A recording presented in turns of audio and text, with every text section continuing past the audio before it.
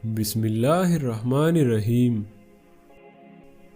حضور اکرم صلی اللہ علیہ وآلہ وسلم کا ارشاد ہے کہ خود حق تعالی شانہ اور اس کے فرشتے سحری کھانے والوں پر رحمت نازل فرماتے ہیں۔ فائدے میں بیان ہوا ہے کس قدر اللہ جل جلالہ کا انعام و احسان ہے کہ روزے کی برکت سے اس سے پہلے کھانے کو جس کو سحری کہتے ہیں امت کے لیے ثواب کی چیز بنا دیا، اور اس میں بھی مسلمانوں کو اجر دیا جاتا ہے۔ بہت سی احادیث میں سحری کھانے کی فضیلت اور اجر کا ذکر ہے۔ علامہ عینی رحمۃ اللہ علیہ نے 17 صحابہ رضی اللہ تعالیٰ عنہ سے اس کی فضیلت کی احادیث نقل کی ہے اور اس کے مستحب ہونے پر اجماع نقل کیا ہے۔